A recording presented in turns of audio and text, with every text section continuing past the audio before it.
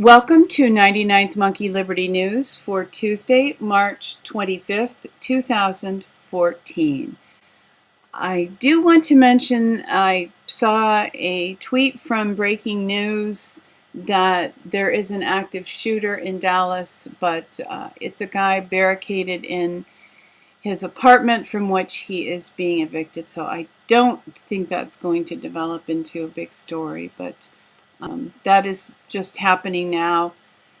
So the fact that he's being evicted from his apartment, I think, it explains the situation. He's probably frustrated. Now somebody may try to use that to, chip away at the Second Amendment, but hopefully not very effectively. From Infowars.com, Ukraine leader leaked recording 8 million Russians in Ukraine must be killed with nuclear weapons. Her? No, it can't be. She has the face of an angel.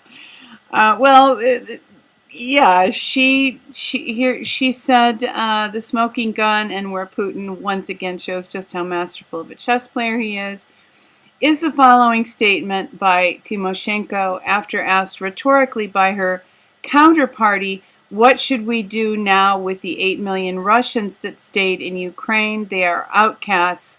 To which she replies, "They must be killed with nuclear weapons." That's wild. And there's just some really out there news today about just extreme violence and originating with people who are in positions of leadership in our country and in the world. You probably heard about this yesterday because it was all over and everybody was talking about it. Police execute homeless man for camping. And even if you've all heard it, I just want to include it here for the record. And I will mention, I know this video doesn't get real high numbers of views on YouTube. I am partly doing this, I'm delighted if anybody benefits in even a small way or learns anything in even a small way from these videos. But I actually want to create a record of what is going on at this time in history. And of course, I try very hard to understand, interpret the news, and share what I believe to be true. I'm not always right, and very often when I have been wrong, I will come back and say I was wrong. And I even do want to mention that I am beginning to include links in the daily blog that I don't necessarily include in the YouTube video because there are just so many links I have to sift through and decide what to include, what not to include. And some of the ones that I don't include, I still consider very significant. So if you're curious, the links can be found in the daily blog at 99thmonkeynews.com and also pearlsofliberty.com. Both the video and the notes are in both of those places. So just again, this was a very significant event that was reported on by Infowars yesterday. There are just a lot of lessons to be learned from this, and Alex's commentary, it goes way beyond anything that I can say. So I do recommend listening, watching if you have a few minutes. This morning from theweek.co.uk, Russia kicked out of G8 over Crimea, but Putin doesn't care. And Alex Jones this morning is really quite disturbed about this and talking about Obama made a statement at the G8 that he is less concerned about Russia than he is about a nuclear device going off in Manhattan. And Alex Jones believes that that is, some kind of a tip, a clue, something to prepare people to have that actually happen, and then Obama was right and therefore beyond suspicion, although one would think that if somebody is predicting something like that, although strictly speaking he's not predicting, but bringing something like that up, if it does happen, would indicate that he had former knowledge that it might happen. And again, another article pertaining to this same idea of, a nuke strike somewhere in the U.S.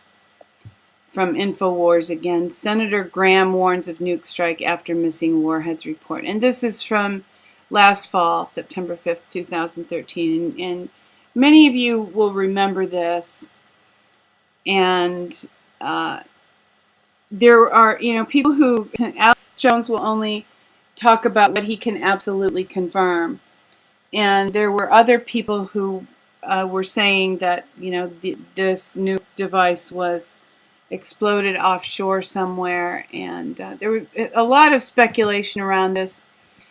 And I'm actually bringing this up and attaching more weight to these comments by Alex this morning than I might normally attach to them, because it can be a repeated theme. However, Benjamin Fulford, in his blog that was posted yesterday, wrote some things that kind of tie in, and I'm not sharing this for fear. I'm sharing this so that we can all pray, and just so that we have our minds, so we have our heads in the game, so that we're, keeping our eyes and minds and hearts open. And, if people want to make practical preparations, that's up to them. I have the rest of this blacked out because this is a part of the paid portion of Benjamin's blog, but I do recommend the rest of it. It's honestly mostly good news that progress is being made toward making agreements to restore the earth and to heal the world's people and the world's finances, economies, and so on. And the free portion of the blog this week has some significant links. So again, it's worth checking out, even if you don't have a subscription. But these two paragraphs that I wanted to include because they tie into what Alex Jones is talking about this morning, and I was planning to share them even before I heard Alex begin to talk about nuclear threats and so on and so forth. So here are these two paragraphs. Meanwhile, as a backdrop to these discussions, ominous occult messages and threats are being sent out by the dying cabal. As mentioned at the top, the Israelis have shut down all their embassies, and their ambassadors and top staff have gone to underground shelters. This message also arrived from a source that has the ability to hack my mobile phone. Quote, the upcoming UN broadcast discusses destruction by fire, the cleansing of the earth, and Lucifer's coming teacher, end quote. The date for this was put as somewhere between April 14th and April 21st. So, there may be a plan to work some nasty mischief. That doesn't mean it has to happen. We can intervene with prayer and certainly, have some basic supplies around. And one thing that has been mentioned and that Fulford mentioned that the cabal has threatened is shutting down portions of the grid in the U.S. And should that happen, it would be important to have some things like candles, firewood, kerosene, maybe a gas grill that and a can of, or maybe several cans of propane, and some supplies just in case. It doesn't hurt, and those are things that you can use just in the normal course of life. So, but again, this may not occur, and I'm believing and hoping that it won't. enough of the disaster scenario. In the name of Jesus, I say, and hopefully people that are watching, listening will agree with me in prayer. In the name of Jesus, we agree together and say, peace be still to any plans for any kind of evil mischief on a large scale and even on a small scale. In Jesus' name. In this article, I'm just revisiting what Don and I talked about yesterday, the Karen Hudes operation. Now, I'm not saying absolutely that I believe this. Don actually found this article, and I just want to say right now, J.C. Collins, I'm also not convinced that he himself is not a disinfo agent. He does have the last name of Collins, which is one of the more occult families in the 13 Bloodlines, if you've read Fritz Springmeier's book, Bloodlines of the Illuminati. So again, I'm not completely endorsing this article, but it does have more interesting information. And certainly J.C. Collins believes that Karen Hudes is a disinfo agent. So just putting it out there, I personally, it doesn't matter to me all that much who we believe and who we don't believe, except for a couple of things. One is, do we act on something? And if we act on something that somebody has written, then I think that we need to be very careful to be fully persuaded that the person is true and right. Another question is, does believing this person alienate me from other people with whom I want to be aligned? So those are just two things to consider, how much weight we give to what we believe, whether it's disinfo or not. And thought that might be a little helpful. From John Rappaport, U.S. jazz musicians were drafted into the CIA's MK Ultra. Just a bit of interesting history. From the 10th Amendment Center, this is a bit different from what I normally put up from the 10th Amendment Center. This is simply a blog written by somebody who has become involved with the 10th Amendment Center. And I'm going to cut to the chase here, the second to last paragraph. The point is this: if anything is ever going to change, you need to be involved. You need to take part. You need to stop supporting passively and step into the proverbial trenches with the rest of us. Our passivity is what paved the way for tyranny to triumph as it has. And the only thing that will stop it is you. And how do you do that? Well, first of all, you tell people. And we had a little discussion in our home last night. There are so many of us. The 1% is really much less than 1%. If we all just raise our voices in protest, if we all just uncover the worm, I had this little mental picture of, I guess one thing you could think in one of the Star Trek movies, I think it was The Wrath of Khan, they had that little worm that they put inside of people's heads, and it controlled their behavior. Well, it's just a little worm.